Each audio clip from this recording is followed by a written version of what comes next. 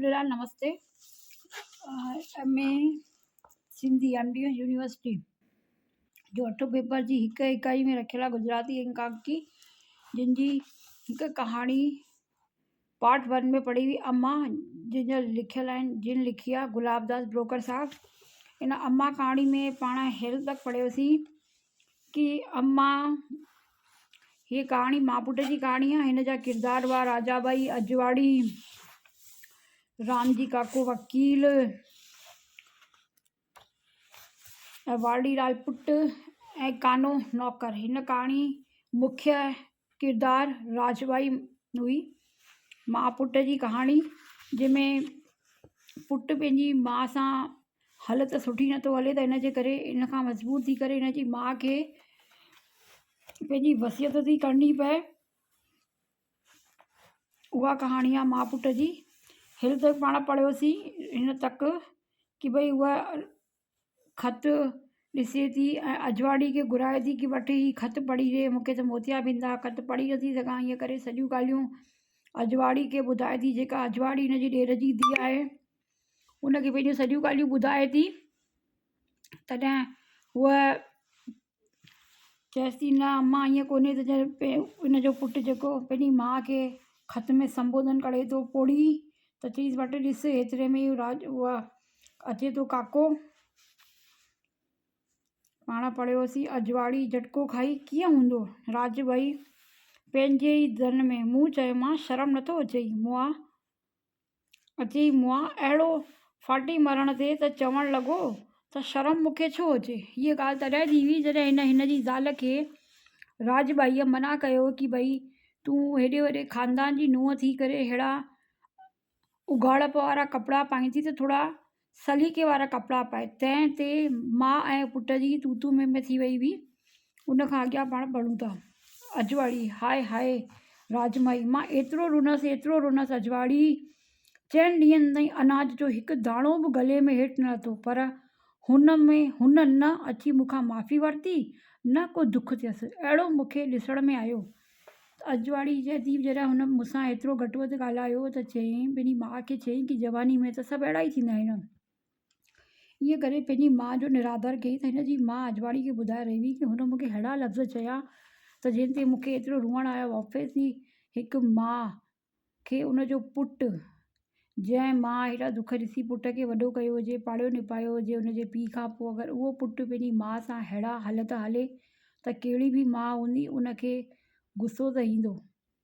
त अजवाड़ी खे चवणु लॻी राजबाई कि मां ॾाढो रुनसि। 4 ॾींहंनि ताईं मूंखे हिन अनाज जो हिकु दाणो मुंहिंजे गले खां हेठि न लथो, पर हुन मुंहिंजे पुट खे शर्म कोन, न मूंखां माफ़ी मंगणु आयो, न उनखे को दुख थियो। मूंखे त राजबाई उनखे अहिड़ो फील कयो हुअईं।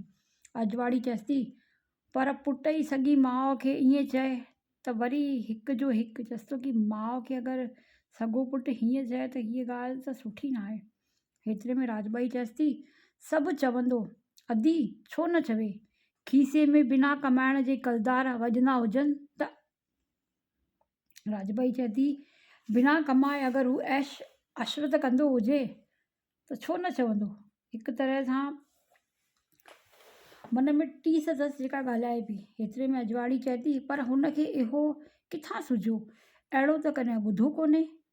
राजबाई, पहिरीं खां ई अहिड़ो पुटनि जा लछण त पींगे में ई पकड़िजो पवनि, पर मूं लाइ त उहो हिक जो हिकु ई आहे। इहा ॻाल्हि मां मन में न आणींदसि। राजबाई चए थी कि पुट जा लछण त उहो चवंदा आहिनि न, पूत कुपूत के पांव पालने में ही दिख जाती। चए थी हिन जा लछण त ॾिसिजी विया हुआ, पर मुंहिंजे लाइ त हीअ हिकु ई आहे सभु कुझु।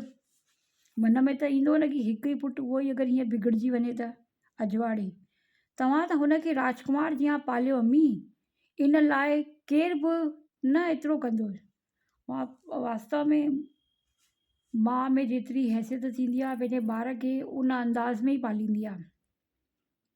राजबाई चए थी, ऐं इन में बि केतिरी तकलीफ़ थी हूंदी, इहा कंहिंखे चवणु वञा। तोखे ख़बर आहे मां जॾहिं विधवा थियसि तॾहिं मुंहिंजी उमिरि केतिरी। अजवाड़ी, 30 खनि हूंदी, यानी हिन जी माउ 30 सालनि जी उमिरि में ई विधवा थी वई। राजबाई, 25, पूरा 25, मथे हिकु ॾींहुं बि वधीक न, ऐं क़दम क़दम साहिबी। चएसि थी 30 साल न 25 साल जी हुई। ऐं उन खां पोइ क़दम क़दम जी साहिबी जंहिं पद ते वेठल हुई उन में त वधीक संभाले संभाले हणंदो, छाकाणि माण्हुनि जो मुंहुं किनो थींदो आहे, सही आहे, उनखे बि साए खे सहे कोन, बुखे खे ॾे कोन। अहिड़ो त व्यवहार आहे इंसाननि जो। मुंहिंजो पीउ जो पैसो 2 साल पहिरीं मूंखां वरसे में मिलियो, ऐं सूंहं त हीअ तुंहिंजी भाभी सुहिणी हुजे पर मां बि का घटि सूंहं वारी न हुअसि। चए थी हीअ मुंहिंजे पीउ जो सॼो पैसो आहे जेको मूंखे 2 साल पहिरीं अची वरसे में मिलियो आहे, मूंखे मुंहिंजी वसियत में मूंखे मिलियो आहे। ऐं सूंहं अगरि तुंहिंजी भाॼाईअ खे पंहिंजी सूंहं ते एॾो न घमंड आहे, पर उन तुंहिंजी भाॼाईअ खां त मुंहिंजी सूंहं का घटि कोन हूंदी हुई। अजवाड़ी इहा त मूंखे ख़बर आहे। अम्मी ॻोठ में त चवंदा हुआ, ॻोठ में त चवंदा ई आहिनि त सूंहं त राजबाईअ जी, राजबाई। तॾहिं ई छोकिरी मूंखे 2 सालनि जो हो। इहा ई मूं लाइ माया ऐं इहा ई आशा। ही न हुजे हा त मां छा करे विहां हा।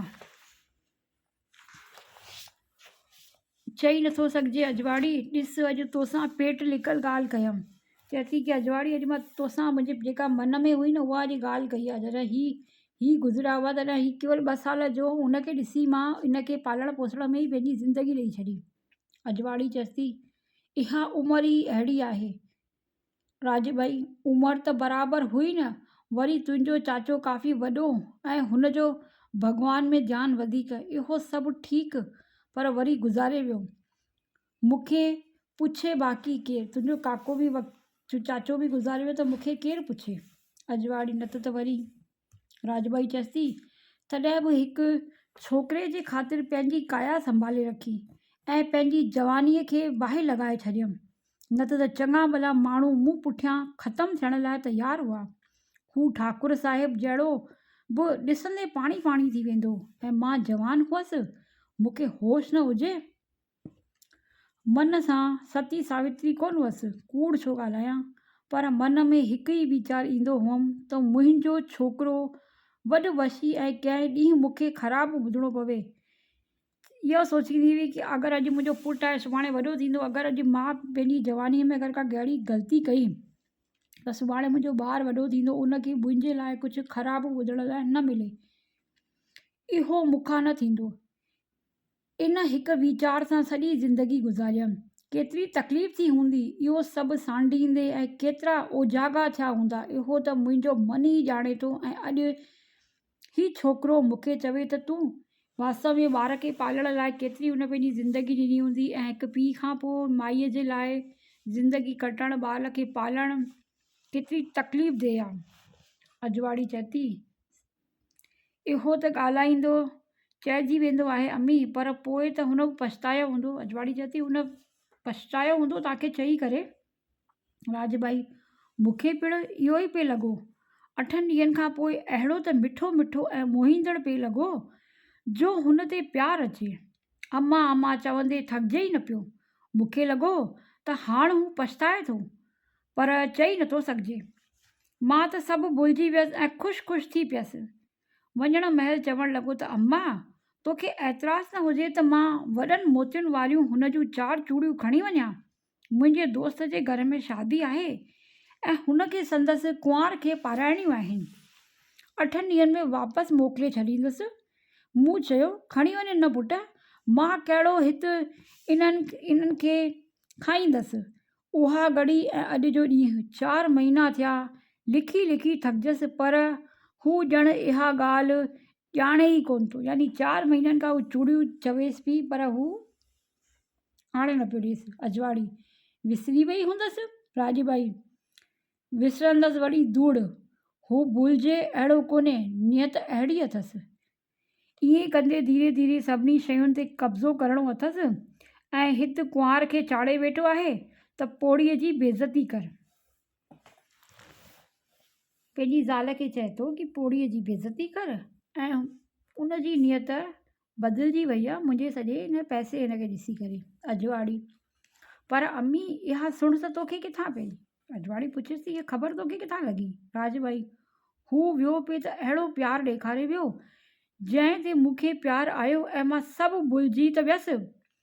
वरी कुंवार खे बि प्यारु करणु लॻसि। पर हीअ माई त हिक न ॿिए बहाने हिकु हिकु शइ खे हथ ई न लाहिण ॾिए ऐं हू चूड़ियुनि जे साम्हूं को जवाब ई न ॾिए। पूरी तरह हू ख़त बि न लिखे ऐं कुंवार सां ख़तनि जो व्यवहार वधंदो पियो वञेसि त मूंखे वहम पियो। ही ख़त मूं ई 8 ॾींहं पहिरीं वरितो, ॾिठमि त इहा ज़र चए थी की ही ख़त हू वियो त हली मूंसां हेॾो प्यार भरो व्यवहार करे, पर ऐं कुंवार खे बि हिते चाढ़े वियो ऐं मां कुंवार खे बि प्यार करणु लॻसि हुनजे व्यवहार ते ॾिसी, पर हीअ कंहिं न कंहिं बहाने करे हर का शइ पंहिंजे अंडर में कंदी वई ऐं मां हिन चूड़ियुनि जो पुछांसि थी त हुनजो कुझु जवाबु नथी ॾिए त मूंखे शक पियो। ऐं हीअ 8 ॾींहं पहिरीं मां ही ख़त ॾिठो त मां चयो मामिलो ॼाणा, त इन करे ख़त उहा राजबाईअ पाण रखे छॾियो। अजवाड़ी भाभीअ खे ख़बर न पई। राजबाई ख़बर छाजी पवंदी, बावरी बावरी थियो पई फिरे सॼो ॾींहुं। मां पुछांसि कुंवार कुझु खपेई त कुझु चवे कोन, मुंझी पवे वीचारनि में। ऐं ही रामजी काको अचु वञो कंदो रहे त माई लिकी कन ॾेई ॿुधण जी कोशिशि कंदी रहे। हैरान थी वेई हुई त मूं ई हुनखे 4 ॾींहं पेकनि में घारे अचण लाइ मोकिले छॾियो हो। चए थी की हिन जे रामजी काको जेको वकीलो ईंदो हो त जेको माण्हू सां ॻाल्हाईंदी हुअसि उनजी हर का ॻाल्हि असांजी कन लॻाए करे ॿुधंदी, त माई हुनखे चयो की 4 ॾींहं तूं पी के थी अचु, त हुनखे पंहिंजे पेके मोकिले छॾी। अजवाड़ी पर हिन में सभु भाऊअ खे लिखी छॾियो हूंदो। अजवाड़ी चएसि थी हिन त भाउ खे सभु लिखियो हूंदो। राजबाई लिखे त वञी लिखे, मूं कंहिंजे पीउ जी चोरी थोरी ई कई आहे, ऐं इन में बि लिखे या न त बि हाणे फ़र्क़ु कहिड़ो पवंदो। इहो त रामजी काको आयो आहे त सभु तइ थी पवंदो। ऐं अंदरां चौक खुलण जी आवाज़ अचे थी, ॾिस त हू अची रहियो आहे। त एतिरे में प्रवेश रामजी काके जो प्रवेश थिए थो। रामजी अचण सां चए थो, ॾिस राज दादी तव्हांजो कमु पूरो करे आयसि। अजवाड़ी खे ॾिसंदे वधीक चवंदे चवंदे अटकी पवे थो। राजबाई चए थी, सुठो कयव काका, मुंहिंजे मन खे शांती मिली। हीअ अजवाड़ी मुंहिंजी भाइटी थिए, मुंहिंजो दान पुण्य ॼाणण लाइ मूं हिन खे बि घुरायो आहे। तूं सॼी ॻाल्हि कर, हिन खां कुझु बि लिकल रहणो न आहे। हीअ चएसि थी हीअ मुंहिंजी भाइटी आहे ऐं हिन खां कुझु बि कोन लिकण वारो आहे। हिन जे अॻियां ई सॼियूं ॻाल्हियूं कयो अथव। रामजी मां हिन खे सुञाणा, हीराचंद भाऊअ जी धीअ खे न सुञाणा। राजबाई तव्हां त सॼे ॻोठ खे सुञाणो काका, भला सही सिका सभु मुनासिब साम्हूं थिया। चए थो की सॼी ॻाल्हियूं तव्हांजे अॻे ई सभु साम्हूं थींदियूं, तव्हां त मुनसब साफ़ आहियो। रामजी इहे मुनसब साफ़ साम्हूं न थिया, पर जिन साम्हूं थियणु खपंदा हुआ उते थी विया। इहे सभु ई रहिया उन जा ई काग़ज़ात। चए थो इहे सभु काग़ज़ात मां खणी आयो आहियां। राजबाई संतोष जो साह खणे थी, चए थी हाणे त भॻवानु खणी वठे त फ़िक्रु न आहे, स्वर्ग त वञी सघिबो। इहो त छोकिरे जो मोह संसार में जकड़े रखंदो हो ऐं स्वर्ग जा दर मूं लाइ बंदि कंदो हो। चएसि थी हाणे मां जेको हिसाबु किताबु करे छॾियो आहे उन सां अगरि मूंखे हाणे मुंहिंजे लाइ स्वर्ग जा दरवाज़ा खुलियल आहिनि, मां पंहिंजे छोकिरे जे मोह में एतिरा ॾींहं फाथल हुअमि। अजवाड़ी खिलंदे चएसि थी ईअं थोरो दान पुण्य कयो त पुट जो मोह छॾाइजी थोरो ई वेंदो। चएसि थी दान पुण्य करण सां पुट जो मोह थोरी न छॾाइजी वेंदव। रामजी चएसि थो थोरो दान पुण्य, हिन खे तूं थोरो दान पुण्य थी चवीं पुटु। राजबाई जिन वटि थोरो हुजे उहे थोरो कनि, जजो हुजे जजो कनि, इन में कहिड़ी नई ॻाल्हि आहे काका। चएसि थी जंहिं वटि थोरो आहे थोरो कंदो, वधीक हूंदो वधीक दान पुण्य कंदो, इन में का नई ॻाल्हि त आहे कोन। एतिरे में रामजी काका चवनि था इन में तव्हां लाइ नई ॻाल्हि बि न हुजे दादी, तव्हां त वॾा माण्हू थिया, पर मूं लाइ त नई ॻाल्हि आहे। हिन 70 सालनि जी उमिरि में सॼी मिल्कियत धर्मांदा खाते में लिखी छॾण वारो हिकु बि माण्हू मूं न ॾिठो आहे। रामजी काको चएसि थो अरे मां 70 साल जो थी वियो आहियां ऐं हिननि 70 साल जी उमिरि में सॼी मिल्कियत धर्म खाते में लिखण वारो, दान करण वारो मां अॼु तक हिकु माण्हू कोन ॾिठो आहे। एतिरे में अजवाड़ी चएसि थी सॼी मिल्कियत, अम्मी छा कयो आहे इहो तो? राजबाई चए थी जेको भॻवान सम्झायो आहे उहो कयो अथमि, उनखे सभु ॾिजे जेको सभु ॾिए। हरीअ जो मार्ग आहे। राम जी काका हिन खे ॿुधाए त सही असां छा कयो आहे इहो। राम जी मूं दादीअ खे काफ़ी सम्झायो पर हीअ हिकु जॻह ऐं पाण जीअं तोसिताईं ख़ुदि खे रोटी ऐं सहूलियत मिले एतिरी पूंजी कटे बाक़ी रक़म ऐं जॻह त हींअर ई दान करे छॾिया आहिनि। ही कागज़ात लिखियलु आहिनि। राम जी काका चएसि थो कि मां त दादी खे घणेई सम्झायो, दादी छा कयो कि केवल जब तक ख़ुदि जीअरी आहे जब तक हिकु जॻह ऐं पंहिंजे जीअण जे लाइ रोटीअ जी सहूलियत थी सघे एतिरी पूंजी रखे, बाक़ी ॿियो सभु कुझु दादीअ दान करे छॾियो आहे। ही हुनजा कागज़ात आहिनि। अजवाड़ी एतिरो सभु ठीकु थियो। ही जॻह ऐं कुझु रक़म रखी छॾियई पुट लाइ। तो त अजीब कयो अम्मी, हिकु ई पुट खे सिर्फ़ु एतिरो ई ॾिजे। हिते चयसि हीअ जॻह वॻह त पंहिंजे पुट लाइ रखी हूंदई। राम जी इन में बि भुलिजी थी पुट। अजवाड़ी चयसि छो, मां ज़िंदह रहां तेसी जॻह माणिया ऐं मिल्कियत जी सहूलियत मिले पोइ इहो सभु भॻवान जो। राजवाड़ी इहो कयो कि जब तक मां ज़िंदी आहियां जब तक मुंहिंजो पुट बि हिन जॻह में ऐं हिन मिल्कियत जी सहूलियत वठी सघे थो। जीअं ई मां मरी वियमि त हीउ सभु कुझु भॻवान जो। अजवाड़ी चयसि याने। राम जी चयसि थो इहो पोइ धर्मांधता में हली वेंदो दादीअ जो स्वर्गवास बैदि, यानी जंहिं जॻह में दादी रहंदी दादी जे मरण खां पोइ उहा जॻह बि दान खाते में। अजवाड़ी हाय हाय अहिड़ी उहा दुश्मनी हूंदी आहे। अजवाड़ी चयसि हेॾी का दुश्मनी थींदी आहे पंहिंजे पुट सां अम्मी। राजबाई दुश्मनी न आहे, अधी दुश्मनी कोन्हे, इहो त सभु हुनजी ई भले लाइ कयो अथमि। वांदो वेही वेही सॼी सत्यानाश पियो करे ऐं बदिले में को कमकार कंदो त हुनखे ई फ़ाइदो थींदो। अधी चयसि न हूंदसि त कमकार त कंदो।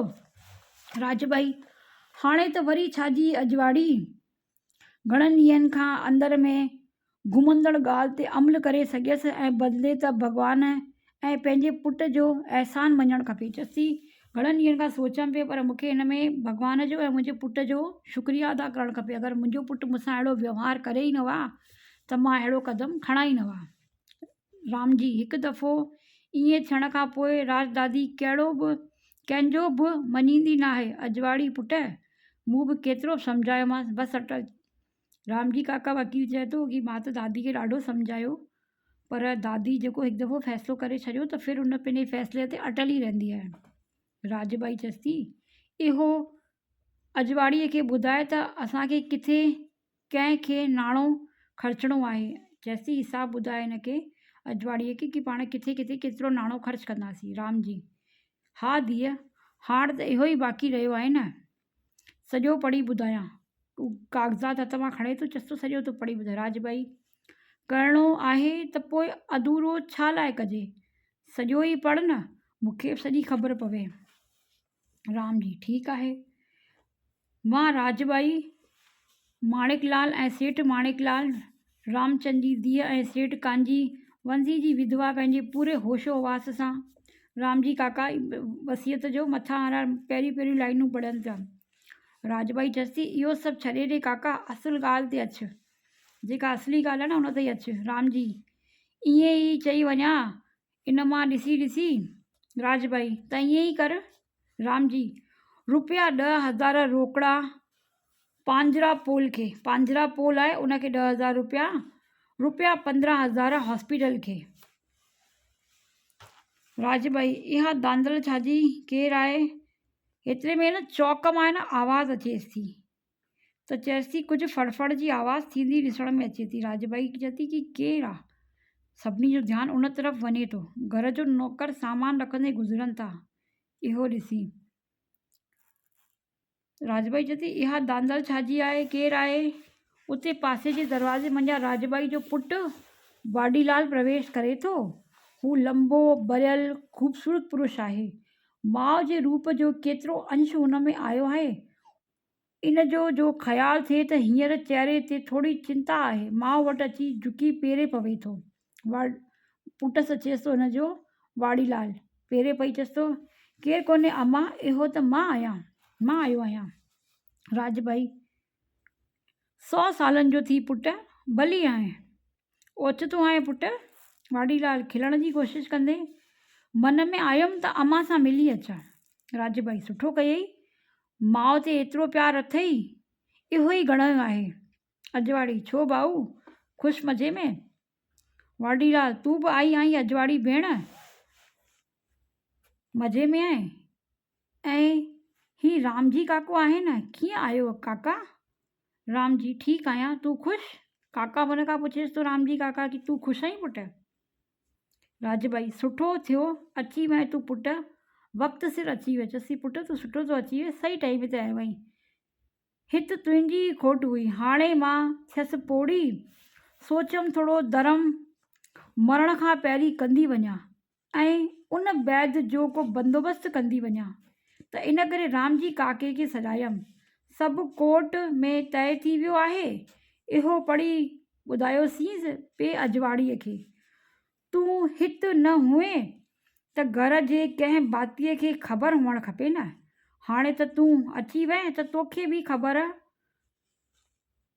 ॾियूं था।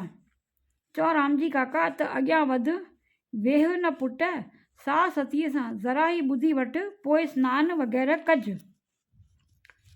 अड़े काना, पुटनि लाइ पाणी गरम रखिजे। एतिरे में नौकर खे चए थी पुट जे लाइ पाणी गरम रख। अंदरि हा अम्मा। राजबाई वे तूं पुटु वे निश्चिंत, रामजी काका पढ़ी वञ सभु 15,000 अस्पताल खे। पोइ रामजी पुटु, राज दीदीअ जेका बि व्यवस्था कई आहे उहा पढ़ी ॿुधायां थो। 10,000 रोकड़ा ॾिना आहिनि पांजरा पोल खे, 15,000 हॉस्पिटल खे, 5,000 न्यात जे ॿारनि जे विद्या फंड में ॾिना आहिनि ऐं रुपया 50,000 ॻोठ जी भाउर भेनरुनि जे फ़ाइदे लाइ ऐं छोकिरियुनि जी पालना लाइ वापराए लाइ इहो ॾिना अथई। हीअ हिनखे ॿुधाए थो की हुन की 10,000 रोकड़ा ॾिना आहिनि पांजरा पोल खे, 15,000 हॉस्पिटल खे, 5,000 न्यात जे ॿारनि जे विद्या जे फंड जे लाइ, जंहिंमां हुनजा ॿार पढ़ी सघनि, ऐं रुपया 50,000 पंहिंजे ॻोठ जी भाउर भेनरुनि जे फ़ाइदे जे लाइ, उनजी जेके छोकिरियूं आहिनि उन्हनि जी पालना पोषण करण जे लाइ रोकड़ा जुदा कढी रखिया अथई। अहिड़ी संस्था सिर्फ़ु रुपयनि सां न हलंदी आहे, उनखे हिकु घर बि खपंदो आहे। हिन ॻोठ में दादीअ जो पीउ जो जेको वॾो घरु आहे उहो पिणु हिन संस्था खे ॾेई छॾियो अथई। जेको हिनजे पीउ जो वॾो घरु उहो बि संस्था खे ॾेई छॾी, संस्था ठाहे छॾी हिन हिकु। वाडीलाल अजब में ऐं गुमसुम, ॻोठ जो वॾो घरु? राजबाई थधी ऐं सहज थी करे चएसि थी हा पुटु, मूंखे छोकिरी ई कोन, सो ॻोठ जूं धीअरूं मुंहिंजूं धीअरूं वीचारियूं पढ़ंदियूं त ख़ुशि थी आसीस कंदियूं। रामजी बम्बईअ वारो वॾो माड़ो, एतिरे में वाडीलाल चएसि थो अम्मा। राजबाई पूरो ॿुध त सही पुटु। रामजी बम्बईअ वारो वॾो माड़ो ट्रस्ट में रखी न्यात भाउरुनि खे समितीअ में भाड़े ते रहण लाइ मिले, अहिड़ो हमेशह लाइ बंदोबस्तु ऐं वालकेश्वर वारो बंगलो। राजबाई चएसि पुटु ओचितो आयो आहीं, तबियत वग़ैरह त ठीकु हुई न? वाडीलाल हा अम्मा। राजबाई त हिन जो को ओचितो कमु थी पियो हूंदो हिते? रामजी एतिरे में रामजी काका चए थो वालकेश्वर वारो बंगलो विकिणी उन मां पैसा अचनि उहे न्यात खे ट्रस्ट में ॾेई छॾिया, यानी जेका ट्रस्ट ठाही हुई न्यात खे रखे करे उन ट्रस्ट खे ॾेई छॾिणो आहे। जेको वालकेश्वर वारो बंगलो बिकजंदो उनजा सॼा पैसा न्यात जे ग़रीब यानी हिन ॻोठ जे ग़रीब भेनरुनि भाउरनि खे मदद करण जे लाइ उहो बंगलो विकिणी करे उहो उन ट्रस्ट में पैसा वेंदा। राजबाई कुंवार त पेके वई आहे पुटु, काल्ह खां वेचारीअ जो जीव मुंझी पियो हिते। पोयमि 8 ॾींहंनि खां चयोमांसि तूं पंहिंजे पेकनि मां थी अचु, तुंहिंजो मन ज़रा हल्को थींदो।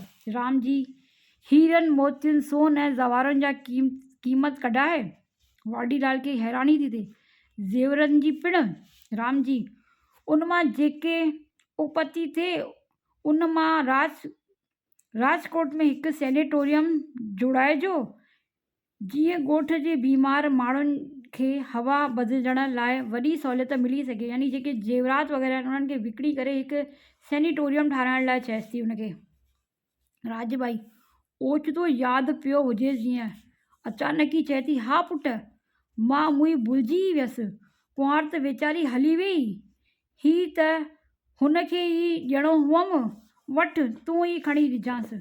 उहो कागज़ ॾिएसि थी, इहो ॾिसी वाडीलाल जो मुंहुं लही वञे थो, यानी जेको लेटर हुनजे हथ में आहे न उहो वाडीलाल खे थी पकड़ाएसि। राम जी ॻोठ जा सभेई घर उन्हनि जी कणप नंढा वॾा थी 15 थी आहिनि, यानी ॻोठ में जेके बि हिननि जा घर हुआ नंढा वॾा करे करे 15 घर उन्हनि वटि आहिनि।